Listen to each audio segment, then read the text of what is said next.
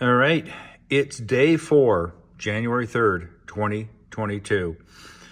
I'm always amazed when I can remember when a new year arrives. I haven't done much because I've had the flu for the last couple of weeks. Actually, I had the flu last time I worked on the car. But as usual with me, when I'm sick, I tend to ignore it.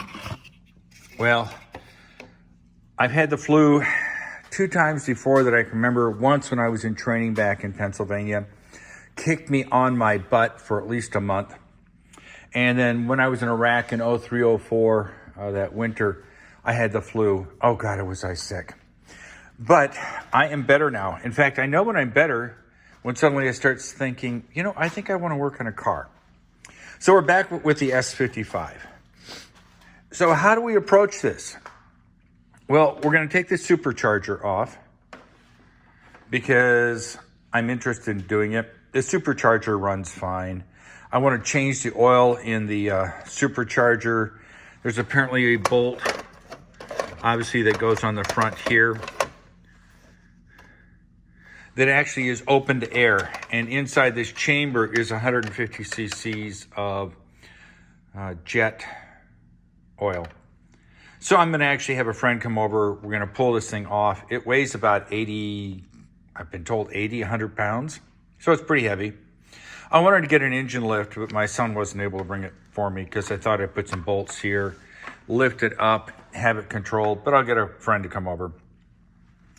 So in order to do the rest of the project, which is going to be valve cover gaskets, which are not an emergency. I've got all the plugs out. Everybody's seen that. I've got the fuel line disconnected from the fuel injectors. These are the surge tanks for the compressor.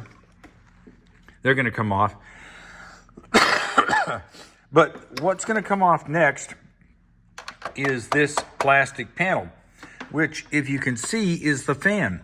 It's supposed to be pretty easy to come off. It looks like bolt there, bolt there. It pops off. You disconnect an electrical connection. And the reason you take it off should be self-evident, but you want a lot more space here. Then I'll place some cardboard up against the radiator, which is right in front of that fan, so that in my next work period, I'm not puncturing holes in this radiator. That would be a bad thing. So the plan is radiator fan, take the belt off. I've already got the 17 millimeter wrench to adjust the tensioner, the idler pulley. Take the belt off. Apparently, it's important that you mark which direction the belt is going so that when you reapply it, you're not putting it on the wrong direction. I learned that on a Jaguar I worked on. You can't put it back on the wrong way. So we'll do radiator fan, pulley. I may then take the supercharger off.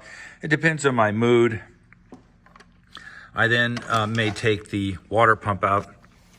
You can see the water pump pulley here. There's 4 bolts. People say disconnect this while it's still got the belt on. I'll do that. The water pump looks fairly straightforward. So I'll take the water pump off. Then I'll take the timing cover off. Then I'll look at the idler, the timing chain idler pieces, because I think those are probably plastic and they may have suffered. I'll get an expert over and we'll see what the timing chain looks like in terms of its slackness, because I'm ready to replace that. We'll take this off. I'll cover up the intake holes with tape. Then I'll start removing these valve covers and breather cover boxes. Reseal all of them because obviously I have a lot of oil leaks coming from there. I've done the spark plug wires. I put on new ones. They're actually in the house. So that's the plan. I'm going to have to drain some fluids out, obviously oil, coolant, etc. But that's no big deal. But I thought it'd be a good idea to document where I'm at. I'm definitely a little congested still, but you got the flu. A lot of people, let me go off on a tangent here, think the flu is some sort of benign, easygoing illness. they've never really had the flu. The flu is a kick yourself in the butt illness. A lot of people say, oh, I have a cold, when in fact they have the flu. And nowadays with the Rona, last year we ignored the flu, even though we had the flu in the system. We were so focused on COVID that we neglected the flu. Well, as we all know, Omicron it's an important virus. Don't get me wrong. Don't anybody get their undies in a twist. But in terms of lethality, it's nothing compared to the original COVID, or we call it the Wuhan virus. But my point is that it's going to take me a while to get back up to speed. Being sick with the flu means for every day you're sick, you spend at least 1 to 2 days getting well. And I would say I've been well for a couple of days. I probably have about a month left to go on this. But that's the plan. We'll do the belts, we'll do the water pump, we'll do the timing chain guides. No matter what, we're going to change the oil in the supercharger. I'm actually going to tip it over and measure it. It comes out, because if you look way in there, let's see if I can point it out to you. If you look way in there, now let's wonder if I need to get a screw. Yeah, you see that little rusted, corroded plug? That's where the supercharger oil comes out and goes in. It also comes out this hole here. If I understand from my reading, it goes directly into the chamber, so that when there's too much oil in there or the pressure is too high, some oil will actually leak out there. And that has created an interesting thought, because everybody talks about, oh, you have to put at least 100, minimum and maximum of 150 cc's. Well, my thought is, if there really is a hole, a breather hole here, and it's used to discharge supercharger oil in excess of what's needed, whether it's too hot or overfilled, well, then fill it up. Who cares? Any excess is going to come out this breather hole, assuming that breather hole in fact exists. That's what I'm going to learn. And just overfill it, or at least put 150 or 160. Because traditionally when you put in gear oil, what you try to do is the traditional method, as you see that little rusted item down there, is you fill it up and it dribbles out. That's not the way you do a supercharger. It actually needs to be below that plug. So we'll see what happens. I will be removing the supercharger pulley, because that gives me a direct shot into that little plug. Currently, it has to be done at an angle. The supercharger pulley is supposed to be fairly easy to take off. We'll see what happens. I'm looking forward to it. God, I'm so glad I'm well again. Boy, the fever, chills, muscle aches, Tylenol, Motrin, nasal congestion, severe cough. That's the flu. It isn't just I have a little upset stomach. That's not the flu.